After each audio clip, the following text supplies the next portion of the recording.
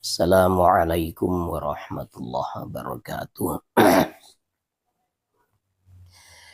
Bismillahirrahmanirrahim. Kita membaca surat baru yaitu Abasa wa Tawalla. Abasa wa Tawalla an ja'ahul a'ma wa ma yudrika la'allahu yazzakka aw yadhakkaru fatanfa'ahu dzikra amma man istaghna fa'anta lahu tasadda wa ma 'alaika an la yazzakka wa amma man ja'aka yas'a wa huwa yakhsha fa'anta 'anhu talaha kalla innaha tadhkirah faman syaa'a dzakarah fi suhufin mukarramah marfu'atin mutahharah biaidi safarah kiramin bararah. Shadaqallahul aliyyul azim. Abasa, beliau cemberut. Ya, ini ada bacaan lagi wa quri'a bitasydid bil mubalaghah ya. Ada tasydidnya ya. Abasa itu artinya kalaha an-nabiyyu wajhahu ya. Jadi beliau ini cemberut wa tawalla dan berpaling ai a'radha biwajhihi li ajli an ja'ahul a'ma karena kedatangan seseorang yang buta ya. Ismuhu Abdullah bin Ummi Maktum wa huwa Abdullah ibnu Shuraih ibni Malik al-Fihri wa Ummu Maktum kanat ummu abihi wasmuha Atikah. Jadi di sini surat Abasa wa Tawalla ini merupakan salah satu surat atau ayat ya, yang isinya itu adalah pendidikan dan teguran untuk Rasulullah Shallallahu Alaihi Wasallam. Jadi Rasulullah dilahirkan dalam keadaan yatim piatu, karena memang nggak ada yang bisa mendidik seorang anak yang masih kecil selain kedua orang tuanya kan gitu. Jadi perilaku atau akhlak dari anak itu pasti buah dari pendidikan orang tua.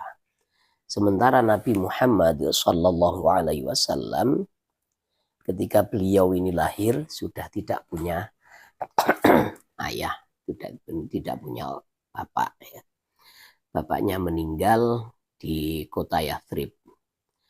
Kemudian ketika baru berumur berapa tahun ya, masih kecil, ibunya juga wafat.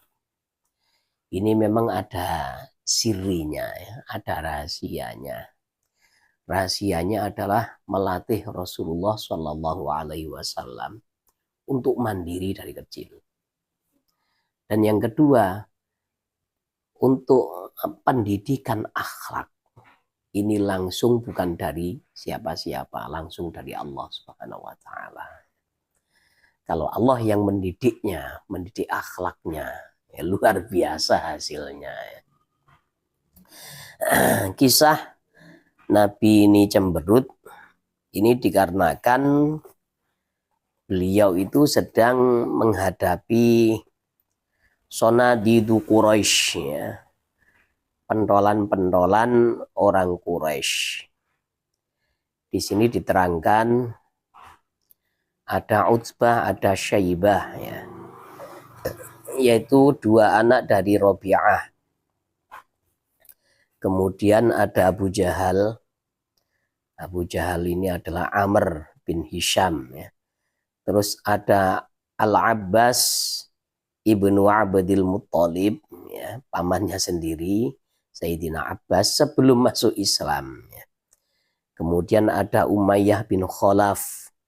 Umayyah bin Khalaf ini adalah juragan atau tuan dari Sayyidina Bilal bin Rabah, muadzin pertama, ya. Terus ada Al-Walid bin Al-Mughirah. Al-Walid bin Al-Mughirah ini orang yang cerdik, orang yang hebat. Salah satu pemuka Quraisy yang punya anak namanya Khalid. Dan Khalid ini nantinya menjadi pedang Allah yang terhunus. Saifullah al-Maslulah itu. Saifullahil Maslul. Pedang Allah yang terhunus. Atau menjadi komandan perang dari pasukan Islam. Ketika beliau sedang asik mengutarakan seluruh isi dakwah yang beliau siapkan, tiba-tiba ada seorang namanya Abdullah. Abdullah ini adalah anak dari Syuraih, kemudian bin Malik Al-Fihri. Terus punya ibunya ini julukannya, alam kunyahnya adalah Ummu Maktum. Ummu Maktum. Nah ini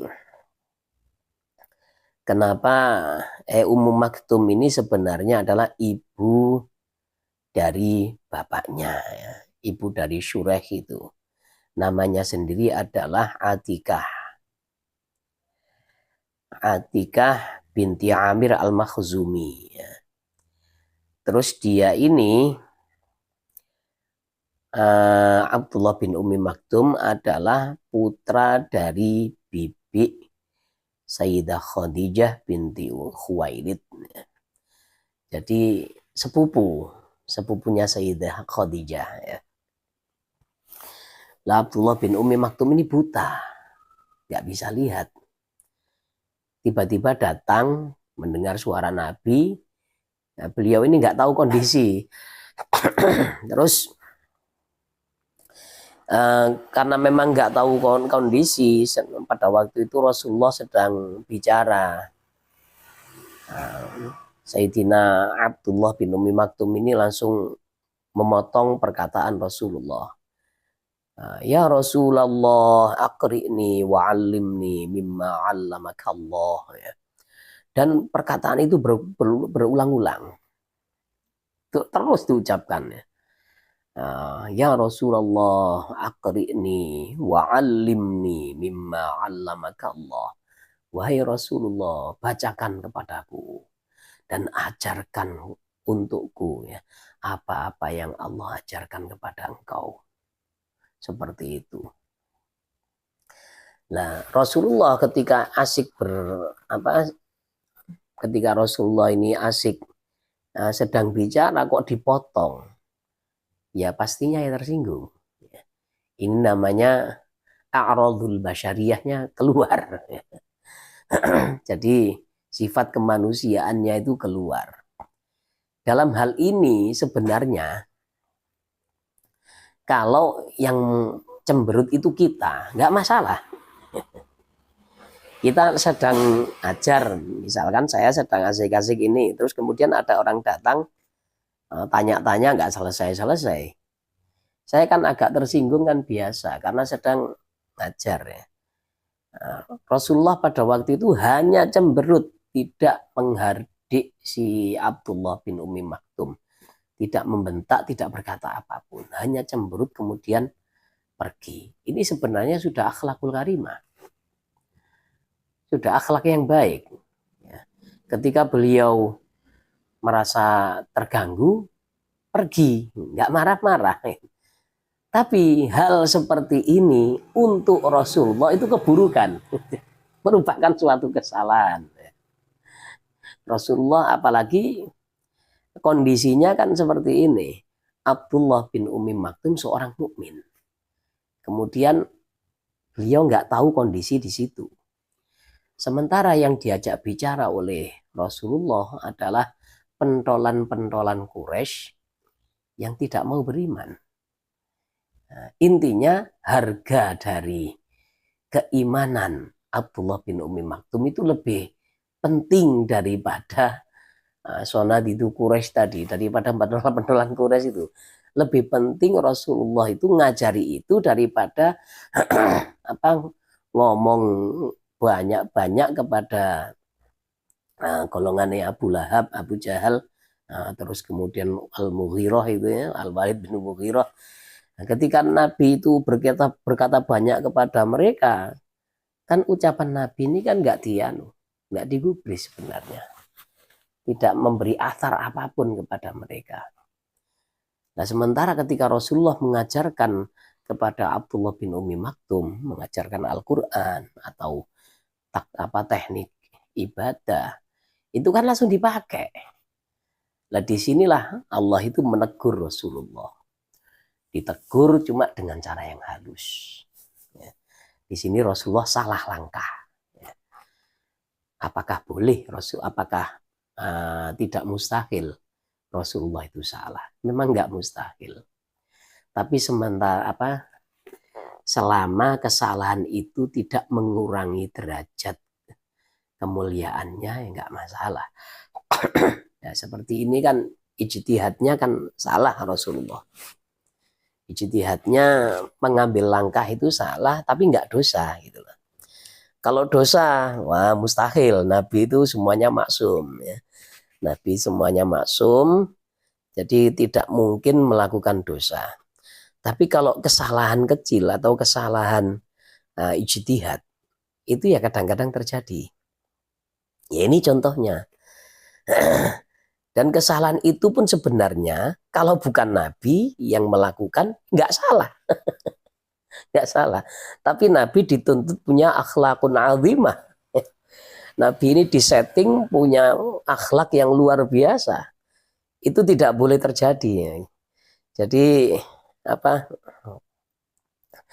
istilahnya itu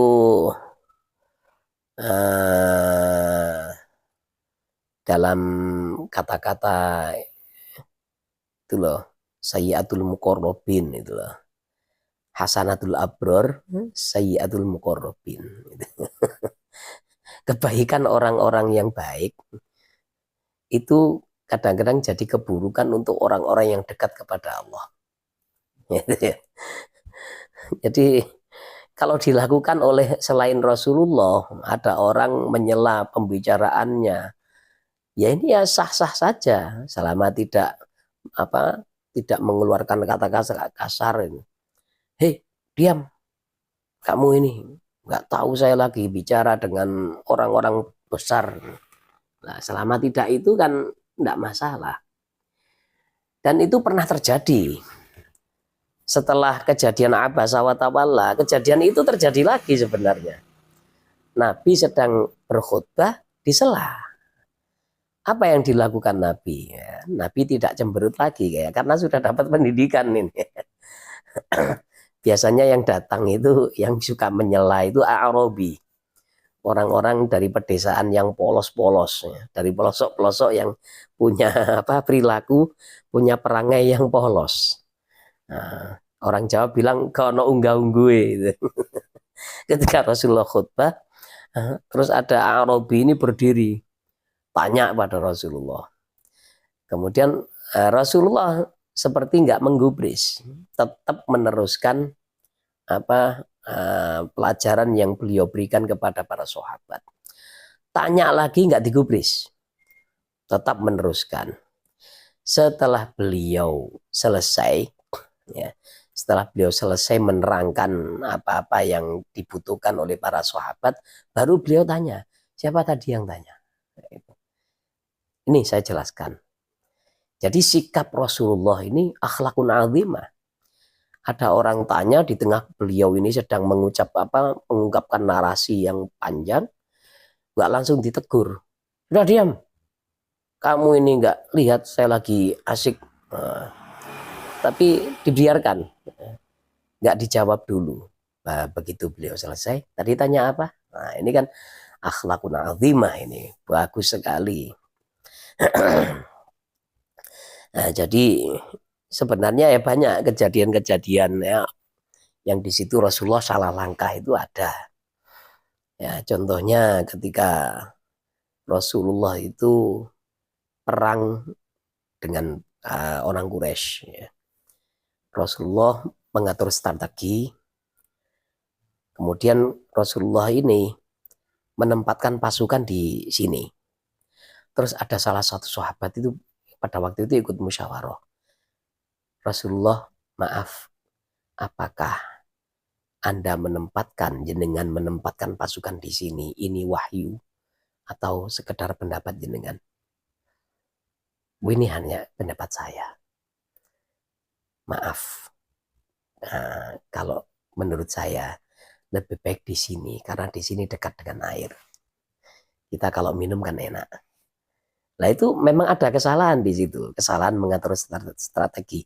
Tapi kesalahan Rasulullah itu pasti ada faidahnya.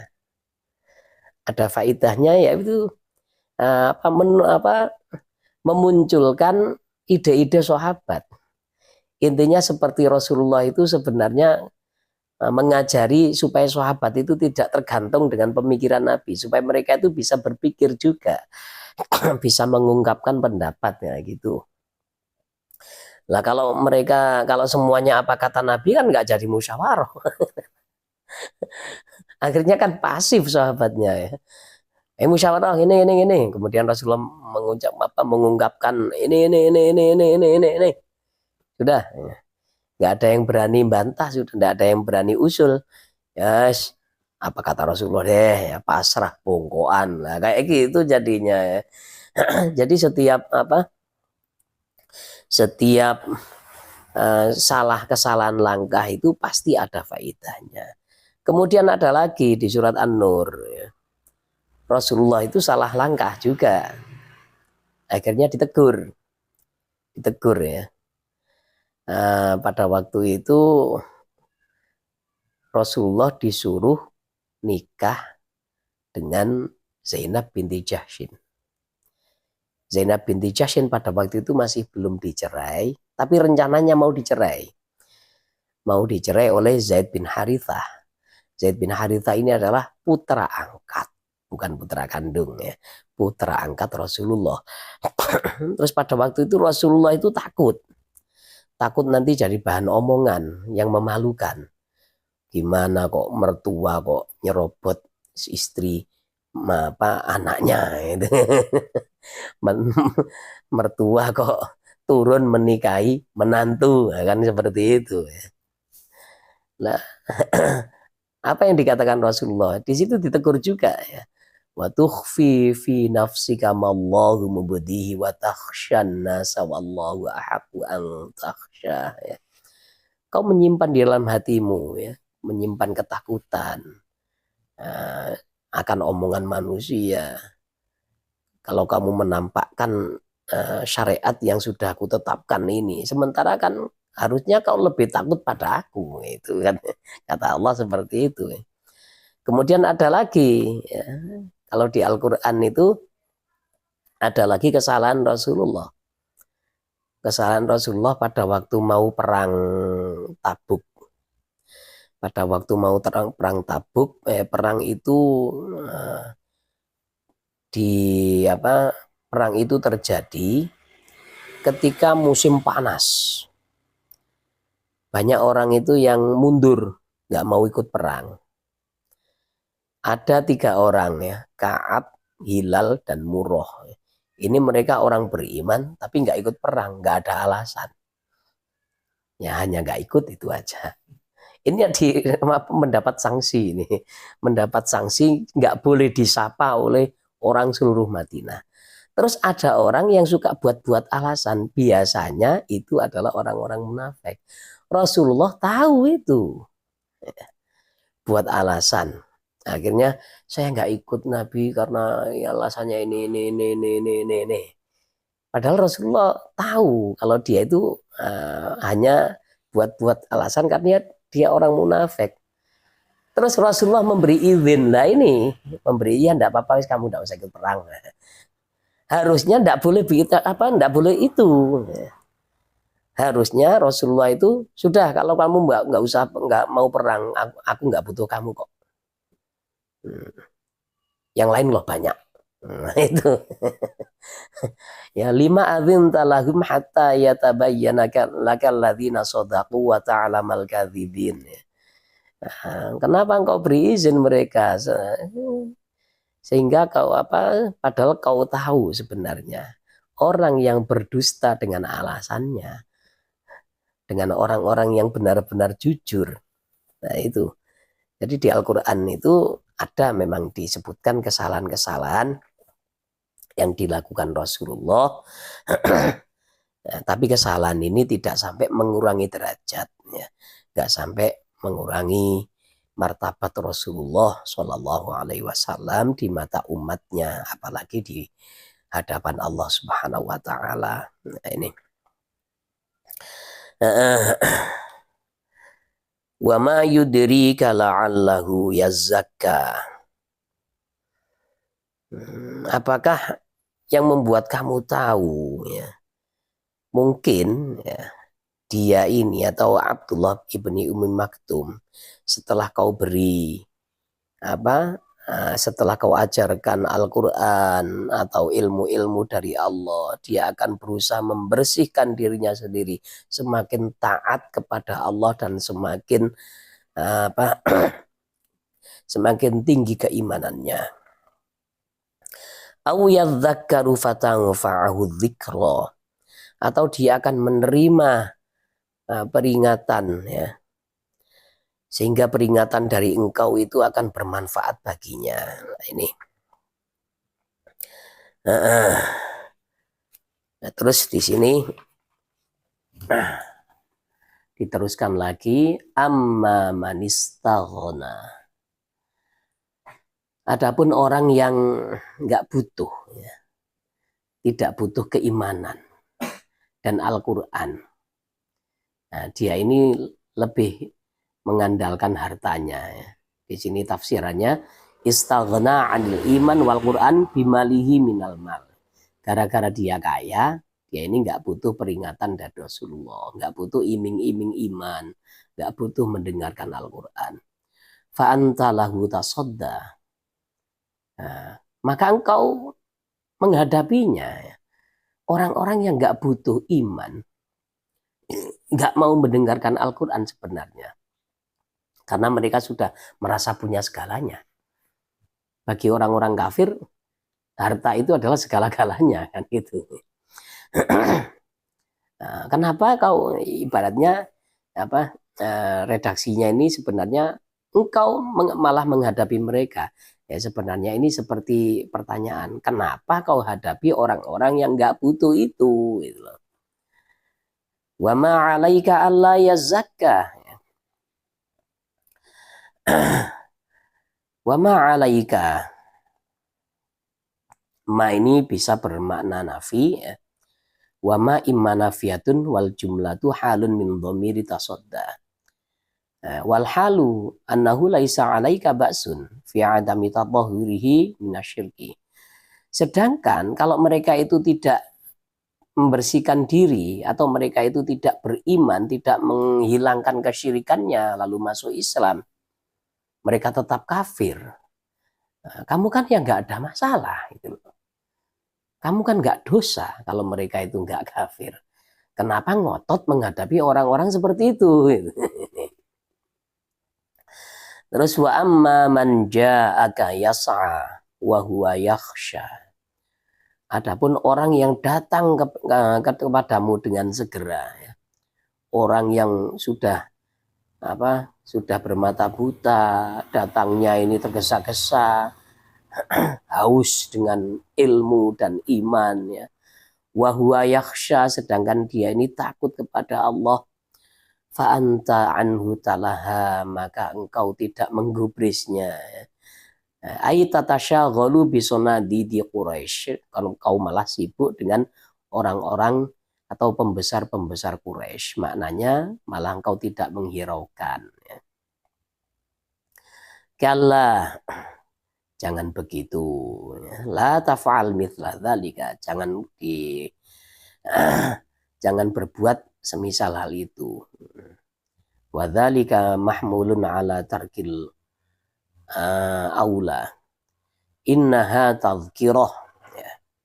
Al-Quran itu adalah suatu peringatan atau mau'idhah di sini. Ya. Isinya adalah peringatan dan pitutur-pitutur, ya, yang baik. Faman syaa'a dzakarah. Maka orang yang mau, ya, maksudnya orang yang suka dengan Al-Quran, maka dia ini akan menerima mau'idhah atau pitutur dari Al-Quran tersebut. Wa man lam yuridhu fala hajata ilal ihtimam bi amrihi.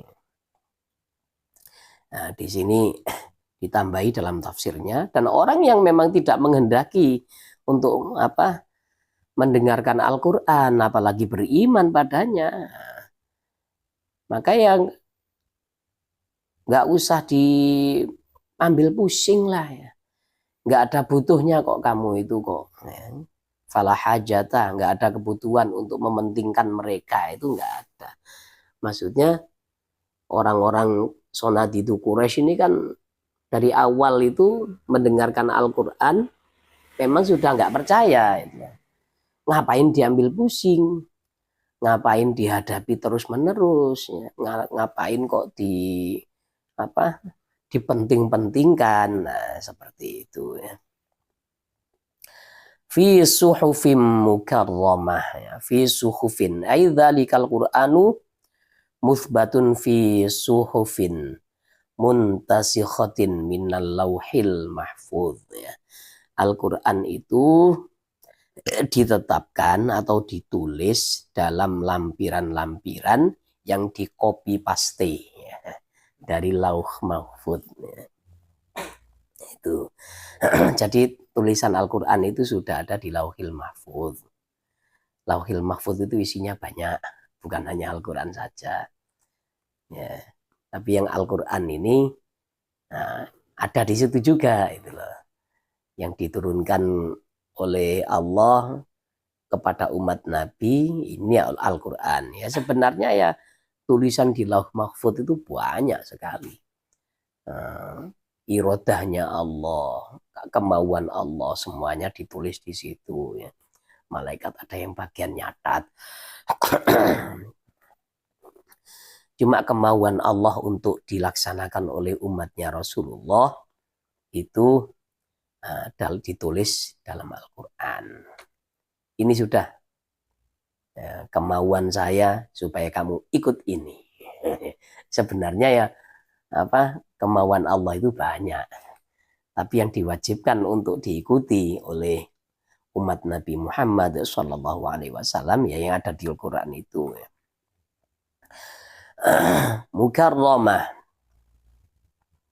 Al-Quran ini dimuliakan di sisi Allah, marfu'atin, ya.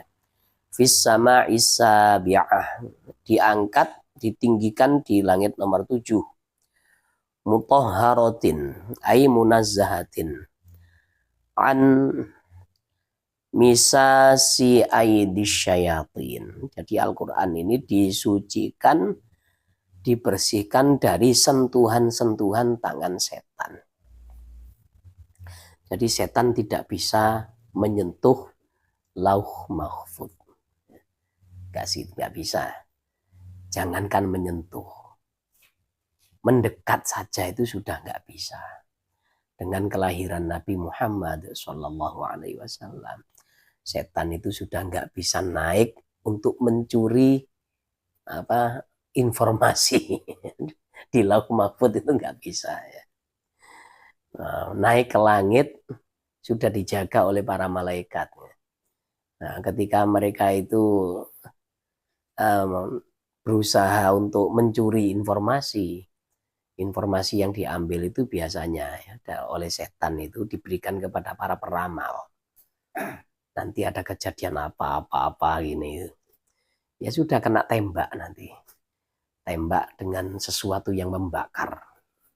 Kalau bayangan saya itu ya kayak ditembak laser. Jus. Kalau bahasanya bisyuh bil mukhriqat ya. Dengan obor yang membakar. Jadi seperti ada obor yang menyambar seperti itu ya. Ini bi'aidi safarah. Jadi tulisan lauh mahfud itu ditangani oleh para malaikat penjaga ya. Malaikat penjaga wahyu ya. Ai malaikatun yakshifu ai malaikatin yakshifuna al-wahya bainallahi wa rusuli au yaktubuna al-kutuba naqilina minal lauhil mahfud. Malaikat-malaikat ini yang menyingkap wahyu ya, atau yang menjelaskan wahyu di antara Allah dan para rasulnya, atau yang mereka ini mencatat kitab-kitab yang mereka pindah dari lauh mahfud. Kiramin malaikat-malaikat ini mulia semuanya di sisi Allah. Baroroh, mereka orang-orang yang makhluk-makhluk yang baik ya. Maksudnya aisodiqina lillah fi a'malihim. Mereka ini jujur kepada Allah ya. Mereka ini benar. Kalau diperintah tidak akan pernah membantah dan tidak akan pernah salah gitu. Nggak akan mengambil tindakan yang salah, nggak akan bermaksiat. Diperintah ke utara malah ke selatan, nggak mungkin kalau malaikat itu. Jadi intinya surat Abasa wa Tawalla ini adalah pendidikan untuk Rasulullah ya. Jadi Rasulullah itu diingatkan dengan cara halus ini sebenarnya. Abasa wa Tawalla. Kalau bahasanya kita itu ada kawan salah ya. Kemudian kita ngomong sama dia. Tadi ada yang gini ya. Misalkan salah ketika lewat nggak nyapa gitu. Ono wong mau rek liwat dengar gak nyopo. Nah, gitu. Ya sebenarnya yang diomong itu yang nggak nyapa. Ya itu disindir. Jadi lewat sindiran ini peringatan Allah ini lewat sindiran ya. Jadi intinya perjumpaan kita kali ini awal dari surat Abasa wa Tawalla ini adalah pendidikan dan teguran halus dari Allah Subhanahu wa taala untuk Rasulullah Shallallahu alaihi wasallam ya. Supaya beliau ini semakin baik, semakin super akhlaknya ya. Akhlaknya supaya akhlakun azimah bukan akhlakun karimah. Kemudian di sini bisa diambil pelajaran bahwa satu orang yang tidak penting di mata manusia, orang buta bisa apa gitu, tapi dia membawa iman, ini indallah harganya lebih mahal daripada pemuka-pemuka kaum yang kaya-kaya tapi mereka ini tidak beriman. Itu ya. Kemudian di sini juga bisa dipetik pelajaran bahwa kita lebih baik mementingkan satu orang yang mau mendengarkan nasihat, ya. Yang mau mendengarkan nasihat walaupun dia bukan siapa-siapa. daripada orang yang kelihatannya mulia, kelihatannya terhormat, tapi dia ini menentang kita. Kita nggak usah ambil pusing. Satu orang walaupun hina di mata orang lain, itu harus kita anggap sebagai aset yang berharga. Kemudian orang yang mau mendengarkan Al-Quran, ya, orang yang mendapatkan manfaat dari Al-Quran itu adalah orang yang memang punya kemauan untuk mengikuti Al-Quran. Ya. Ya, seperti ini Abdullah bin Umi Maktum, kemudian para sahabat-sahabat yang lain. Kadang-kadang ada orang ya, sudah hafal Quran, tapi memang dia ini terhalang, ya, tidak mengikuti Al-Quran. Ya seperti orang Belanda yang selundupkan oleh penjajah untuk masuk ke Aceh dulu itu. Kan dia ini belajar di Mesir untuk melemahkan Islam dari dalam. Belajar di Mesir, hafal Quran sampai faqih betul. Tapi masih kafir. Jadi nggak ada gunanya. Hafal Quran, hafal hadis, menguasai fikih, nggak ada gunanya. Tambah iman ya. Nah, dia ini pegang tapi nggak dipakai, nggak ada gunanya. Terus ketika ada salah satu habaib ya, kalau salah Habib Indonesia bertemu dengan orang perempuan, seorang dosen ya. Dosen ini ketika diajak bincang-bincang masalah Islam, dosen perempuan, dia itu nyambung. Hadis banyak yang hafal. Bukhari Muslim banyak yang hafal. Memang cerdas, perempuan tua di kereta api ya. Kalau yang nggak salah itu ceritanya Habib Quraisy Baharun kalau nggak salah. Kemudian Al-Quran hafal. Tapi begitu dia ini mau mengeluarkan sesuatu di dalam tasnya, ternyata ada kalung salib. Kaget ini Habib ini. Loh, kenapa kok seperti ini, Bu? Ayo ke rumah ya. Kamu jangan kaget, ayo ke rumah dulu. Begitu datang di rumahnya, langsung di situ ada kitab Al-Quran, ada Bible, ada kitab-kitab dari agama ini, agama itu, semuanya. Ada dokumen-dokumen pokoknya, penting. Nah, loh, ibu ini sebenarnya siapa? Saya dosen masalah perbandingan agama. Makanya saya itu bisa hafal Quran, katanya perempuan ini. Saya bisa hafal Quran, saya hafal hadis di Bukhari Muslim. Kalau diajak bicara agama nyambung gitu ya. Lah terus kenapa ibu masih belum Islam? Jawabannya masih belum dapat hidayah mungkin katanya. Terus nangis ini Habib ini, ya Allah, mahalnya sebuah hidayah. Sudah pegang Al-Quran, tapi tidak mendapatkan manfaat. Setelah itu belum dapat manfaat. Ya. Kemudian ditinggal, tahu-tahu orangnya ini mati. Entah matinya masuk Islam atau masih belum, wallahu alam.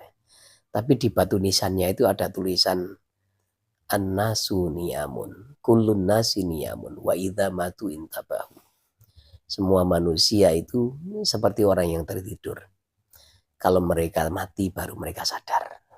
Baru mereka ini bangun yang sesungguhnya ini ketika mati itu udah. Jadi kita ini seperti di alam mimpi sekarang. Kehidupan yang sesungguhnya adalah kehidupan setelah kematian. Itulah ya. Kita akhiri perjumpaan kita dengan doa kifarah majelis. Subhanakallahumma bihamdika asyhadu an la ilaha illa anta astaghfiruka wa atubu ilaik. Assalamualaikum warahmatullahi wabarakatuh.